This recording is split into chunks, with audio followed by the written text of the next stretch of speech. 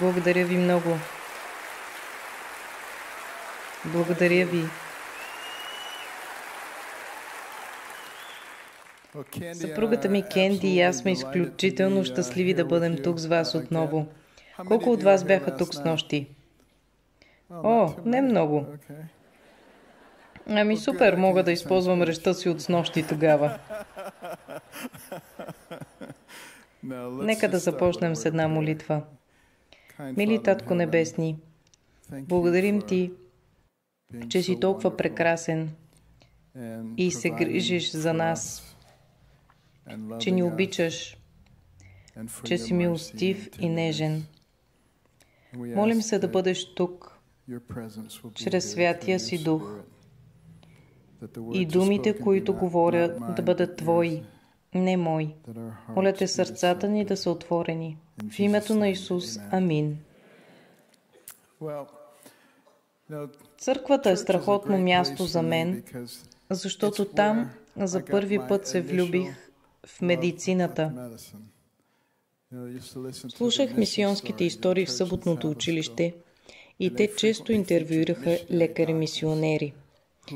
Те правеха огромни жертви, не само да пътуват по целия свят, за да занесат физическото, но и психическо и духовно изцеление на хората.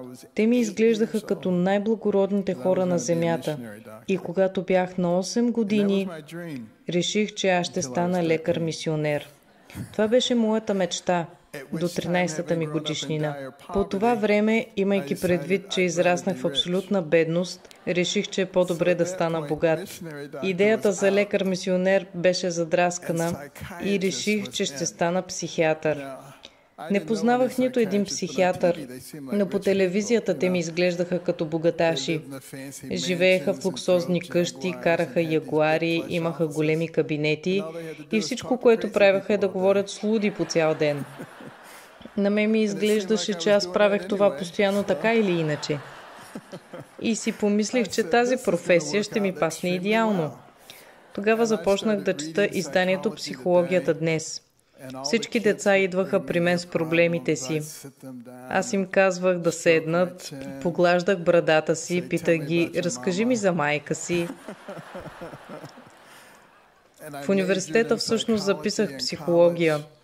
Един от моите преподаватели всъщност беше Ана Фройд, дъщерята на Зигмунд Фройд. Бях наистина се потопил в психичните анализи и такива неща. Но когато влязох в медицински университет, започнах да се срещам с доста психиатри. Няма нужда да казвам повече. Шегувам се. Някои от най-добрите ми приятели са психиатри. Но всъщност бях грабнат от това, за което неврохирурзите говореха. Нещата, които правеха, които имаха възможността да извършват, беше изумително. И реших да тръгна в тази посока. Така започнах като неврохирург на пациенти от 16 години нагоре. Малко хора знаят това.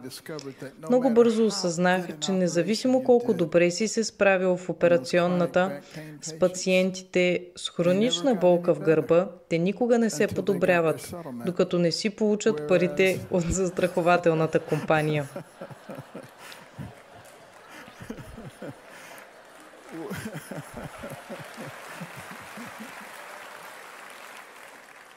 Но при децата е различно. Това, което виждате, е това, което е. Когато се чувстват добре, знаеш, че са добре. Когато не са добре, знаеш и виждаш, че е така. Можеш да оперираш дете 10, 15 или 20 часа и ако операцията е успешна, наградата ти е може би 40, 50, 60, 80 години живот. Помислете за това. Аз възрастен пациент, оперирате всички тези часове и те умират след 5 години, примерно. Аз обичам да имам голяма възвръщаемост от инвестираното от мен. Шегувам се, де. Обичам възрастните хора. Аз съм един от тях сега. Но животът ми не беше лесен. Родителите ми се разведоха, когато бях много малък. Това беше ужасно за мен. Спомням си, че се молех: Господи, моля те, помогни им да се съберат отново. Смазващо е за едно дете да преживее развода на родителите си. Ако някой от вас обмисля развод и имате деца, моля ви, помислете добре. Спомнете си за времето, когато бяхте гаджета, как не можехте да сте далеч един от друг, да стоите без да се докосвате, постоянно сте били на телефона един с друг. Какво се случва след това? Какво се случва с хората преди да се разведат? Те спират да си говорят, спират да общуват. Следващото нещо е техният съпруг или съпруга се превръща в самия дявол. Това се случва, когато хората спрат да си говорят. Това се случва и при нас като народ. Ние спираме да комуникираме. Знаете, демократи и републиканци не си говорят, не се събират заедно. Това е голям проблем. И всички ние в нашето обкръжение трябва да внимаваме за това и да го коригираме. Както и да е, родителите ми се разведоха. Майка ми нямаше дори завършен 3-ти клас. Трябваше да отглежда сама 2 малки момчета в Детройт. Наложи се да се преместим в Бостън, за да живеем с по-голямата й сестра и мъжът й. Беше много типична жилищна сграда, обитавана от различни многодетни семейства. Блъскане по врати, сирени, счупени прозорци, бандити, убийства. 2 от по-големите ми братовчеди бяха убити. И си спомням, когато бях на 9 години, седях на стълбището в гетото. Гледах през сградата срещу мен, откъдето директно блестяха слънчевите лъчи, защото всички прозорци бяха изпочупени. Тези лъчи ме накараха да се замисля за бъдещето си.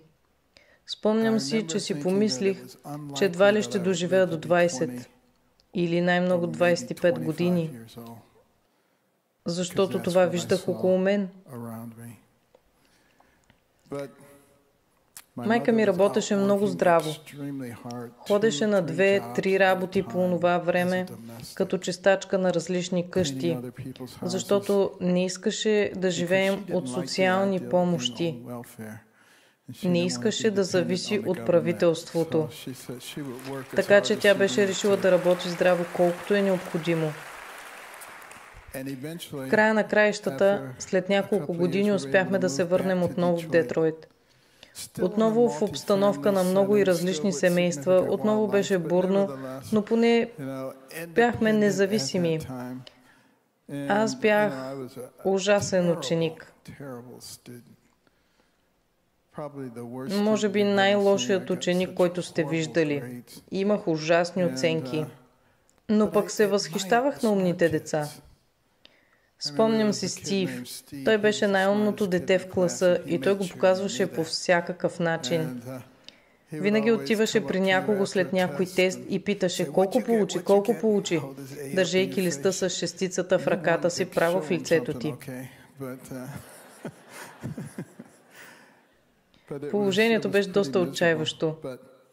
Но моята майка вярваше в мен.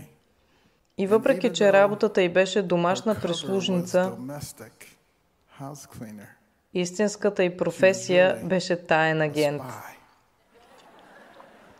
Защото тя искаше да разбере защо тези хора, за които работеше, живееха толкова хубави домове, защо бяха толкова осигурени. И тя заключи, че понеже те не гледали много телевизия, а четяли много книги. И тя реши, че това е, което и ние ще правим. А това хич не ни хареса. Тя каза: момчета, ако спрете да гледате телевизия толкова много и започнете да четете книги, един ден хората ще гледат вас по телевизията. И тя беше права. Приятелите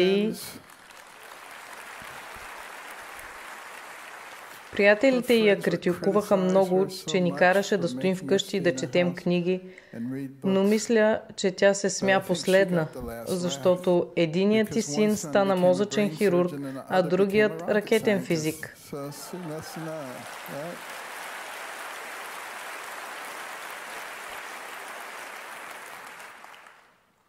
Темата и концепцията за образованието е толкова важна. Когато започнах да чета книги, осъзнах, че човекът, който определя най-много какво се случва с теб, си самия ти. Няма нужда да слушате всички онези, които ви казват не и че има такива и такива препятствия. И ако мислите, че сте жертва, да, вие ставате жертва и се държите като жертва. Но ако вярвате, че силата да успеете в нещо е във вашите ръце, ще има огромна разлика. За около година и половина аз успях да обърна тотално нещата в академичен аспект. Спомням си, след един тест отидох при Стив и му казах: Стив, как се справи на теста? Той се изпъчи и каза: имам 6 минус. О, не е добре това. Аз имам пълна шестица.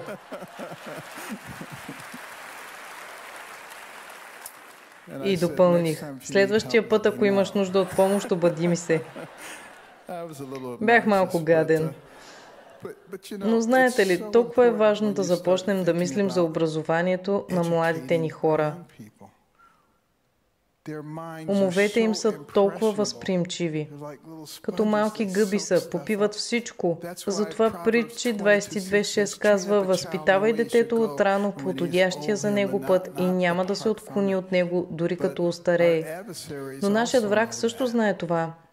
Марксист като Владимир Ленин е казал: дайте ми децата да бъдат обучавани до 4 годишна възраст и семето, което посея от тях, няма да бъде изкоренено. Затова те са толкова настървени да влязат в училищата ни и да индоктринират децата ни от малки и да променят посоката на тази страна. И виждате, че това се случва. Затова е толкова важно да разберем какво се случва, за да можем да му се опълчим. Трябва да устоим на нещата, които се случват. Знаете ли, Крус Чавес преди 60 години казва на Айзенхауър: децата на твоите внуци ще живеят в комунизъм и ние няма да се налага да изстреляме и един куршум. Какво си е мислял? Какво е знаел? Знаел е, че всичко, което трябва да се направи, е да се спечели контрол над образованието, да се индоктринират децата, да се спечели контрола над медиите, за да се налива в главата на хората само това, което е изгодно и да се прикрива онова, което не е удобно. Да се замести вярата и доверието в Бог с доверие в правителството и да се повиши националният дълг до астрономически размери, за да може да се оправдаят огромните данъци и неправилното разпределение на ресурсите, така че хората да са изцяло зависими от правителството. Нещо от това да ви звучи познато? Точно това се случва в момента. И единствените хора, които могат да спрат това, сме ние хората. Но трябва да сме наясно какво се случва. Нещата, които те учат, са толкова пагубни. Можете ли да си представите какво е да си малко дете и да трябва да носите маска на лицето си? Ами възрастните? Не можете да видите изражението на лицето на човек, не можете да разберете какво ви казва. Всъщност, неща, които са изключително важни за социологическото развитие. Вече виждаме пагубните резултати от това. А след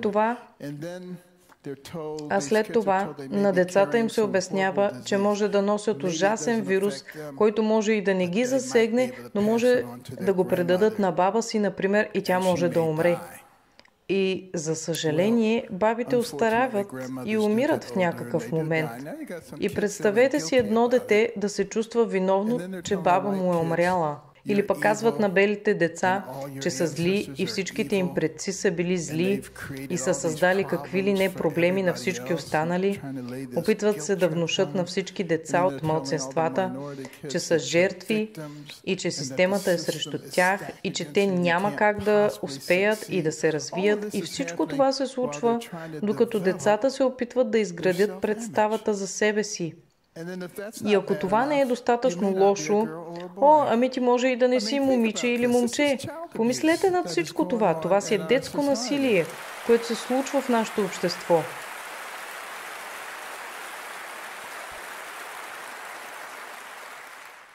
И е жизнено важно да го спрем. Изключително важно е да учим децата си на правилната история. Затова ние имаме програма за малки патриоти. Можете да проверите сайта ни littlepatriots.com. Това е безплатна програма, защото имаме спонсори, които покриват разходите. Но ние им даваме истинската история. Доброто, лошото и грозното. Не се опитваме да скрием нищо, но когато го поставите в перспектива, доброто надминава лошото в пъти. Това е страхотна държава. Благословени сме да живеем тук.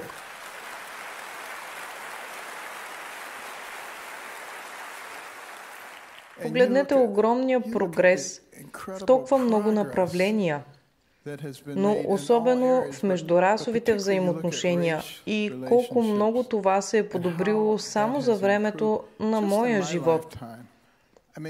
Когато бях дете и чернокож се появеше по телевизията, който не просто оцеляваше, си беше голяма работа. Викахме всички в хола: вижте, вижте! Беше си празненство. Днес по времето, все още на моя живот, имаме чернокожи адмирали, чернокожи генерали, мениджъри на големи компании, основатели на организации, президенти. Помислете над това. Списъка продължава до безкрай. Само за един човешки живот. Какво ви казва това за способността на страната ни да се развива и да се движи в правилната посока? И всички онези, които казват, че не можем да се получим, че всичко е лошо, че всичко трябва да се промени, те просто се опитват да ни манипулират.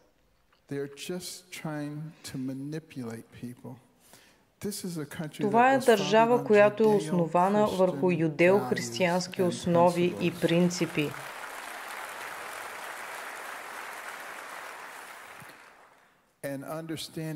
И в разбирането на това се крие огромната разлика. Да разберем кой е нашият баща, нашият небесен баща и какво може да направи той. Вижте, когато обърнах нещата за добро в академичен аспект, аз все още имах проблем. Бях изключително избухлив. Просто ми падаше пердето, толкова много се ядосвах. Не ми пукаше какви ще са последиците. Беше ужасно. Един път едно момче ме удари с камък. Не ме заболя, но бях бесен, че той се е осмелил да удари мен с камък. Взех камък, вдигнах го пред лицето му, щупих очилата му с него и почти не му извадих едното око. Друг път едно момче искаше да затвори вратата на училищното ми шкафче, а аз не исках да го затварям. Ударих го с юмрук по челото, но за съжаление все още държах катинара в ръката си и на челото му се отвори 7 см разрез. Едва не ме изключиха от училище. Веднъж майка ми искаше да си облека пуловер за училище, който аз не исках. Взех един чук и засилих ръката си към нея, за да я ударя с него, но за щастие брат ми го хвана зад мен. Като изключим тези неща, бях добро дете. Но виждате как избухливостта може да те забърка в големи неприятности. Когато бях на 14, друг тинейджър ме ядоса и аз се опитах да го наръгам в стомаха с ножа си за къмпинг. За щастие той имаше колан с голяма метална катарама и острието се заби в нея, но от силата тя се счупи. Той избяга в ужас, но аз бях по-ужасен от него, защото осъзнах, че бях се опитал да убия някого за едното нищо. Заключих се в тоалетната и започнах да разсъждавам над живота си. Да, бях станал добър ученик, но си помислих: Бен, никога няма да станеш доктор с такъв избухлив характер. Опциите ти са затвор, поправително училище или гроба. И нито едно от тях не ми изглеждаше привлекателно. Казах: Боже, трябва да ми помогнеш. Имах Библия вкъщи. Взех я и я отворих на Притчи. Имаше много стихове за гнева там. Например, Притчи 19:19. Че няма смисъл да измъкваш разярения човек от бедата, в която е, защото той пак ще се вкара в нея. Но имаше и насърчителни стихове, като Притчи 16:32. Дълготърпеливият е по-добър от храбрия и който владее духа си от завоевател на град. И след това имаше всички тези стихове за глупаците. И те звучаха, сякаш бяха написани за мен. И по това време осъзнах, че причината, поради която винаги бях ядосан, е, че бях егоист. Всичко трябваше да е за мен. Някой ми направи еди какво си, някой взе еди какво си, което е мое. Аз искам това. И ако можех да стъпя в страни от центъра, може би нямаше да съм ядосан повече. Това беше последния ден, в който избухнах гняв. И осъзнах, че Бог направи това с мен. Хората, които ме познават сега, не могат да повярват, че съм бил такъв преди. Но това е защото те не знаят каква сила има Бог да променя.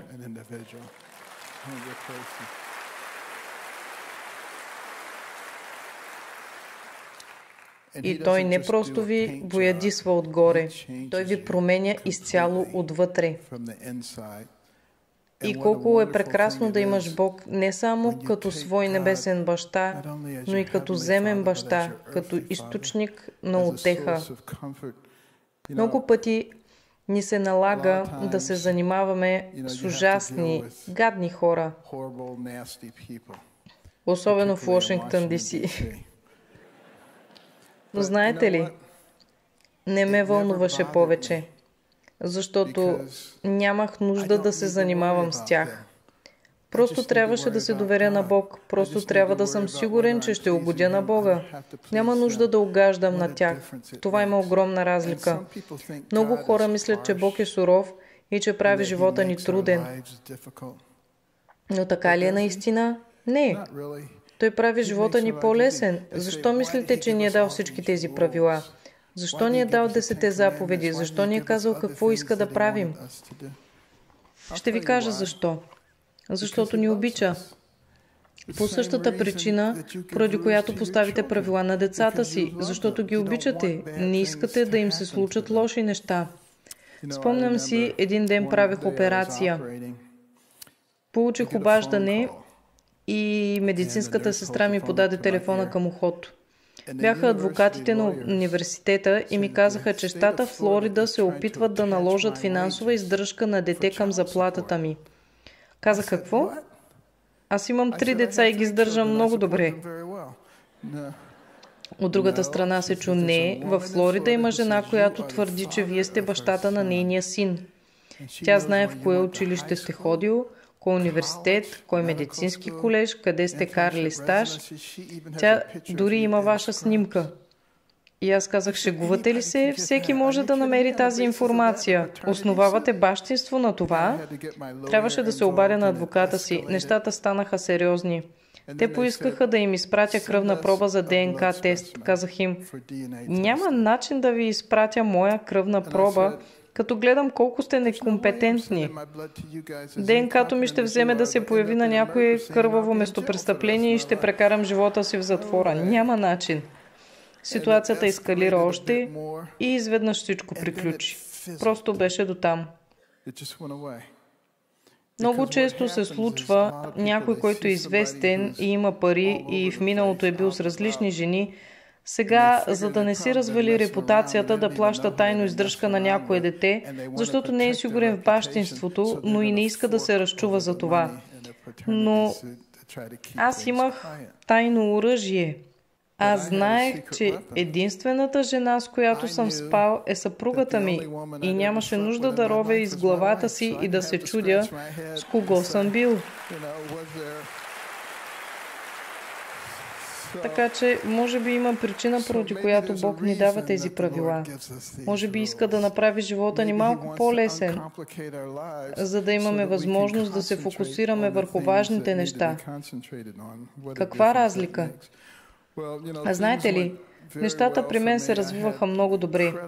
Имах невероятна кариера в медицината, правих какви ли не фантастични операции, но трябва да си призная, когато станах директор на педиатричната неврохирургия в болницата Джон Хопкинс, бях много млад и си мислех, че всичко това се дължеше на мен. Мислех си, ти се измъкна от Детройт, отиде да учиш в Йейл, Мичиган, после Джон Хопкинс, стана шеф на неврохирургията, ти си страшен пич. Това си мислех тогава. Но тогава се появи един младеж от Джорджия.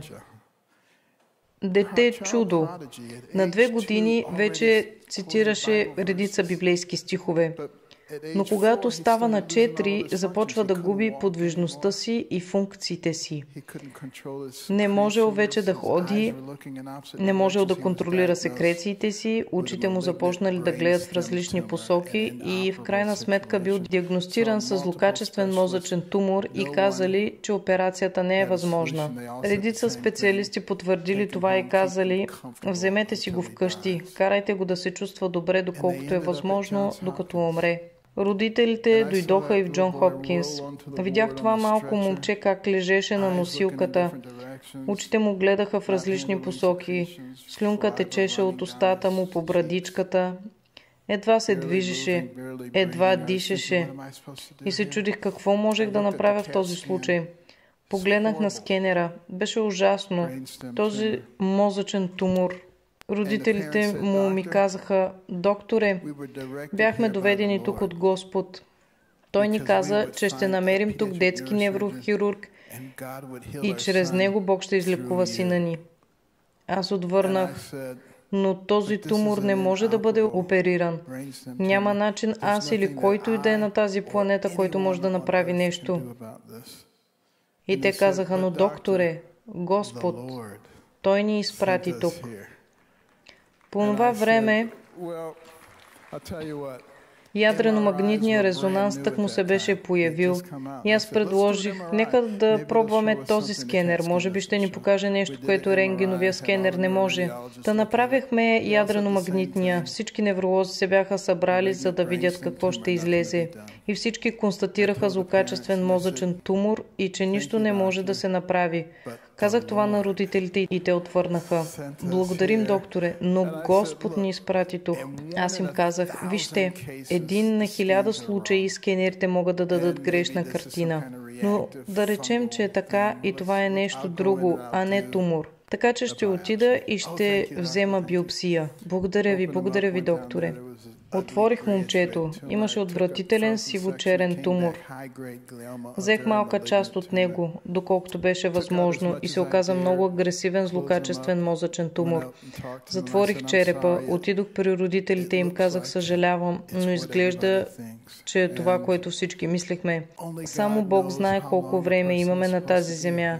Един ден ще разберем защо и тъй нататък. Всички тези неща, които казвате, за да се опитате да успокоите хората. И те казаха, благодарим ви, докторе, но Господ. И докато се оттеглях, си помислих, никога не съм виждал хора с такава вяра.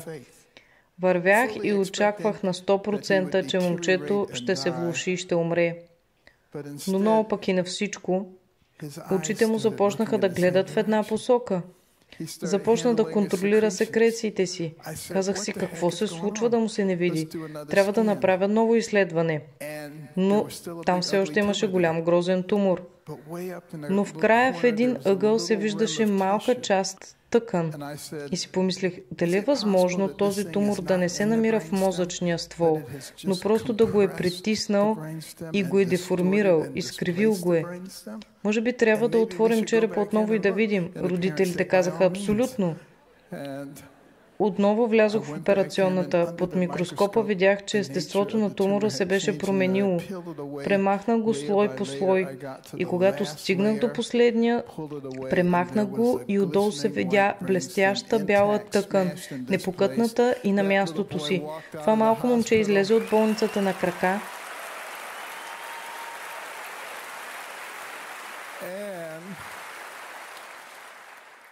И днес той е проповедник.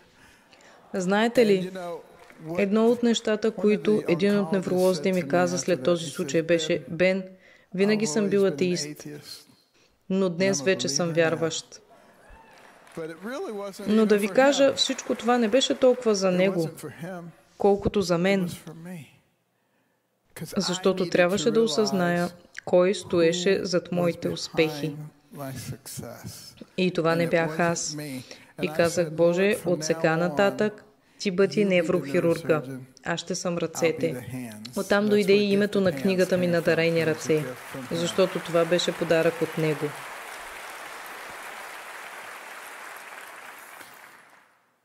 Така че, ако се доверяваме на Бог, както се казва в Притчи 3, 5 и 6, вярвай на Господа с цялото си сърце и не се облягай на своя разум.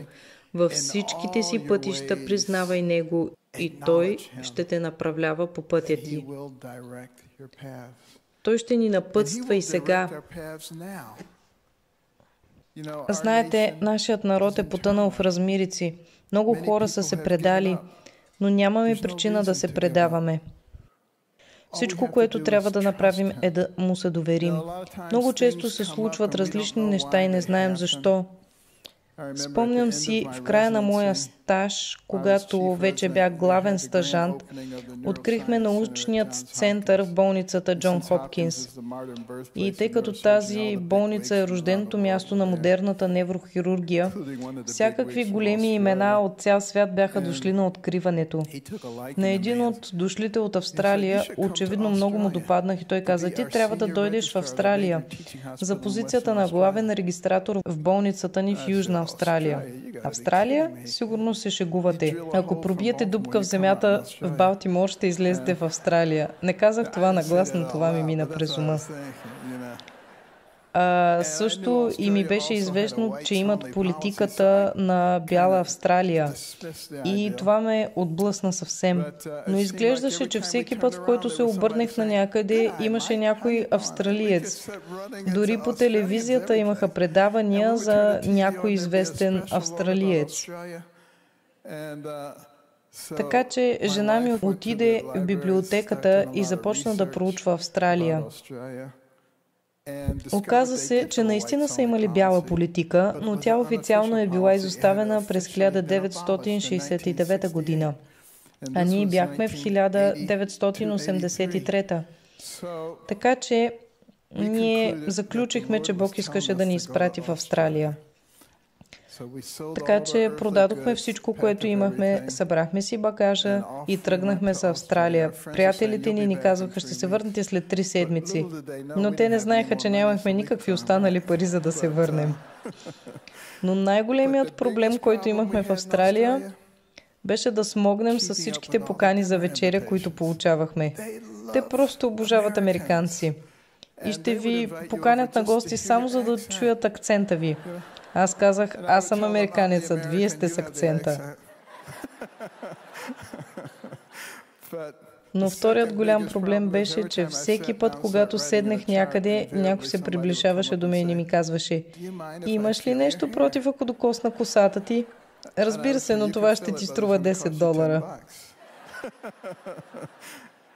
И все се оправдавах с: австралийци, не мога да ви запомня имената, защото всички ми изглеждате еднакво.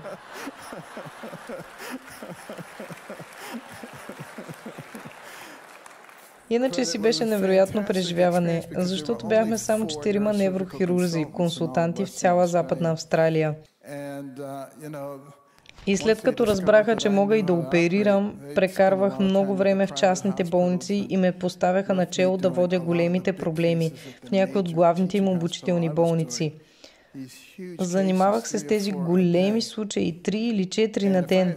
Така че, ако бях останал в Джон Хопкинс, щях да се занимавам само с случаите, с които никой друг не искаше да се заеме. В Австралия останахме цяла година. След като се върнахме в Америка, в Джон Хопкинс се отвори позиция за главен неврохирург. Обикновено такава позиция се заемаше от някой с прошарена коса и с голямо име тези среди. Но те казаха: Карсън е доста млад, обаче може да се справя с всичко. Ето така заех тази позиция, толкова млад. Това обаче беше само начинът, по който Бог ме подготвяше за това, което искаше да върша. Понякога не виждаме това, което Той прави. Затова се казва: доверете се на Бога с цялото си сърце. Просто трябва да му се доверим. Спомням си друга случка, където се опитвахме да продадем къщата си. Беше красива къща, но не можехме да я продадем. Хора идваха на огледи, но после отиваха да огледат и други къщи и купуваха измежду тях. Имахме няколко договора за продажба, но всичките се провалиха. Къщата беше на пазара за цели 5 години. И казах: Боже, не разбирам. Плащам си десятъка, правя всичко, което искаш от мен, Просто не разбирам защо се случва това. И след тези 5 години, един приятел ми даде идея. Каза ми за обмена 1031, където ако продадеш нещо, можеш да вложиш парите си в нещо друго, но да не е с по-висока стойност. Така няма да бъдеш обременен с данъчните изисквания по продажбата. Но всичко това трябва да се извърши в срок от 45 дни. Добре, ама как бих могъл да направя това? Не можех да продам къщата 5 години, а сега трябваше да го направя за 45 дни. По същото време обаче един добър приятел, който е голям в брокерския бизнес, търсеше някаква добра инвестиция за мен. Той всъщност търсеше от 5 години, защото ми каза, трябва да е перфектната къща. И един ден ми звъни и ми казва, намерих перфектната инвестиция за теб. Това се случи точно когато ми предложиха идеята за обмен 1031. Къщата ми се продаде и то за двойно повече, отколкото искахме преди. Това беше Бог, който казваше, погрижил съм се за вас. Няма нужда да се тревожите. Просто ми се доверявайте. Имам нещо предвид, което е много по-добро от това, което си мислите. Това е, което трябва да запомним. Дори в тъмнината на тунела, в която се намираме сега. От това имаме нужда, за да събудим хората в тази държава. Защото бавно се плъзгаме към социализъм. И сега скоростта толкова се увеличи, че ми изглежда като това да вземеш студена риба и да плеснеш човек с нея в лицето, за да се събуди. Нуждаем се от такова бързо пробуждане и мисля, че това е нужно на тази страна, за да се оправи. Но вижте какво от изключителна важност. Ще си върнем страната, сигурен съм в това. Но е от изключителна важност да не търсим отплата. Вместо това да се фокусираме върху нуждата на хората. Не да налагаме някакъв политически строй, но да откликваме на нуждите на хората. Затова бяха създадени и Съединените щати. Те трябваше да действат за хората, движени от хората. Трябваше да бъдат управлявани от нуждите на хората. Идеята не включваше голямо потисническо правителство. Но вижте, сега силата, която правителството има. Вижте, не казвам, че хората в правителството задължително са лоши хора, но те просто имат различно виждане за това, от какво има нужда тази страна. Те смятат, че трябва да има управляваща класа, която да знае повече от всички останали, която да знае какво е най-добро за всички останали. Но истината в случая е, че мъдростта в тази страна се съревновава с хората й.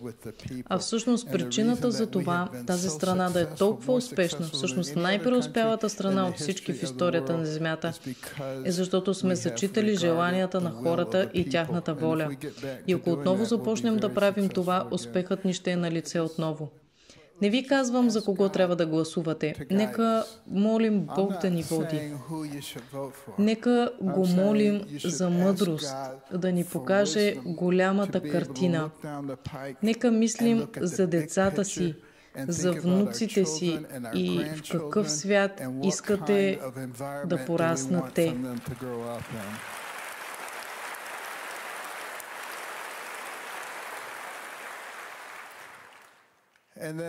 Добре, но ако сме изключително разочаровани, какво да правим? Имаше един случай през 1994 година в Южна Африка. Съединени близнаци. Много подобен случай на близнаците от Германия, които успяхме да разделим. Но тези близнаци се влошаваха много бързо. Бях помолен да отида и да ги оперирам, за да ги разделя. Беше спешно. Направихме същите неща, които и при близнаците от Германия. Но когато отвориха гръдния кош на едното от децата, за да сложим байпас, се оказа, че сърцето му не функционираше и че сърцето на другото дете е извършвало дейността и за двете. Ето защо, колкото повече пораствали, здравето им се влошавало, защото здравото сърце на едното дете не е можело да се справя само и за двете. Така че завършихме операцията и едното дете почина. Но поне бяхме щастливи, че другото беше добре. За съжаление обаче в следващите няколко дни и то се влоши много бързо и умря. Оказа се, че пък той е нямало никаква бъбречна функция и първото детенце е поемало цялата бъбречна функция за двете. Едното извършвало сърдечната функция, другото бъбречната. Те не можеха да живеят свързани, но не можеха и разделени. Бях толкова съкрушен на връщане към Америка. Мислех си, защо трябваше аз да участвам в този провал? Всеки можеше да извърши операцията и тя щеше да е провал, но защо аз трябваше да съм част от този провал? След няколко години се появи друга двойка съединени близнаци в Замбия. Те бяха съединени глава с глава, гледайки в различни посоки. Това наричаме тип 2 краниопаги. Имало е 13 опита да се разделят такива близнаци преди и никой от тях не е бил успешен. Екипът, който оперира предната двойка близнаци, които починаха, и всичкото оборудване, което беше доставено от цял свят, бяха на лице. Така че ми се обадиха, за да помогна и при този случай. Спомням си, в деня на операцията беше поставен голям плакат над операционната, който гласеше "Бог да благослови Йосиф и Лука Бенда". Бях много развълнуван. По време на операция обичам да слушам музика, така че внесохме стереоуредбата. Операцията продължаваше вече 19 часа. Беше толкова сложно, кръвоносните съдове бяха толкова преплетени, приличаха на купа с спагети. Наложи се да спрем операцията. Казах им, може би ако ги затворим, покрием с кожа мястото и ги поддържаме няколко месеца, нещата ще ни се изяснят и ще можем да продължим с операцията. Докторите от Замбия и Южна Африка казаха, това е страхотна идея. Аз знаех, че нещата ще проработят, но в Джон Хопкинс. Тук нямахме възможност да поддържаме живи, частично разделени близнаци. Щяха да умрат. Почувствах тежестта на целия свят върху раменете си. Нямах достатъчно вяра, защото нямах всичкото оборудване, което имах в болницата в Хопкинс.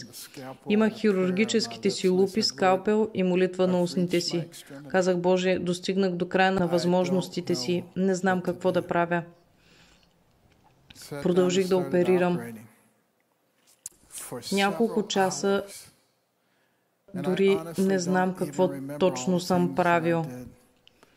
Но след 28 часа завърших разделянето. И точно в този момент от уредбата се чу припева на една песен "Алилуя". Всички настръхнаха. Затворихме близнаците. И още в операционната едно от децата си отвори очите и се хвана за ендотрахеалната тръба. Докато стигнем до интензивното, другото дете направи същото. След 3 дни започнаха да се хранят самостоятелно, след 2 седмици вече пълзяха, а днес са абсолютно нормални, здрави хора. Много интересно е, че другите колеги в операционната ми казаха, не можехме да повярваме какво правеше. Става въпрос за онези часове, в които ви казах, че и аз не знаех какво правя.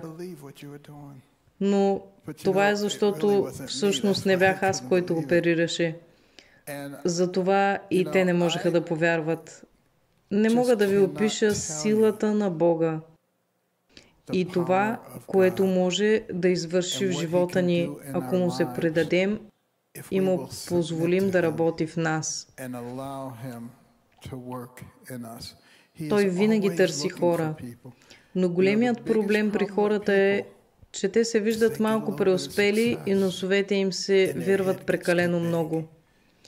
И тогава Бог трябва да намери някой друг.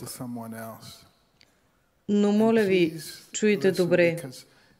Няма нито един в тази зала, който Бог да не може да използва по невероятен начин. Ние всички имаме сфера на влияние.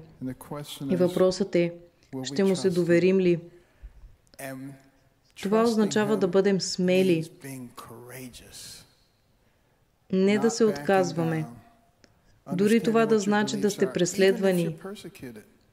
В Новия Завет Исус каза, ако ме следвате, ще бъдете преследвани. Защото принцът на този свят, Сатана, не обича това. Но колко време ще бъдете преследвани? В сравнение с вечността, която Бог ни предлага, ще е просто като миг. Трябва да можем да погледнем отвъд това, което се случва в този живот. Трябва да осъзнаем кои сме и да бъдем горди от това и това, което сме направили. И нека да не слушаме хората, които ни казват, не можете да говорите за Бог навън. Трябва да има разделение между държава и църква. Между другото, няма такова нещо в Конституцията на САЩ. Няма такова нещо. И хората, които казват това, осъзнават ли, че декларацията на независимостта говори за определени права, които са ни дадени от нашия Създател, т.е. Бог. Осъзнават ли те, че обета за вярност, който се дава пред този флаг, гласи, че сме един народ под ръководството на Бог? Осъзнават ли, че в много съдебни зали на стената пише «Ние вярваме в Бога»? Осъзнават ли, че на всяка банкнота от $1 в техните джобове пише «Ние вярваме в Бог»? Помислете само. Ако е в нашия основен документ, ако е в нашия обет, нашите съдилища и върху нашите пари, а ние нямаме право да говорим за Бог, какво се случва? Медицината наричаме такова нещо шизофрения.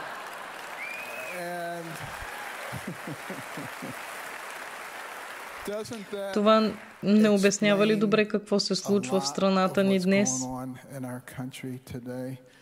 Ние трябва да покажем, че е окей да се живее според Божиите принципи.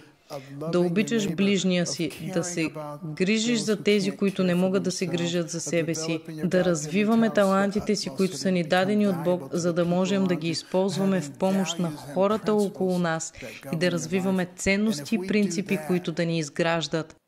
И ако започнем да правим това, не само ще имаме успяла нация, но ще имаме една обединена нация под Божието ръководство, неделима със свобода и справедливост за всички. Благодаря ви много!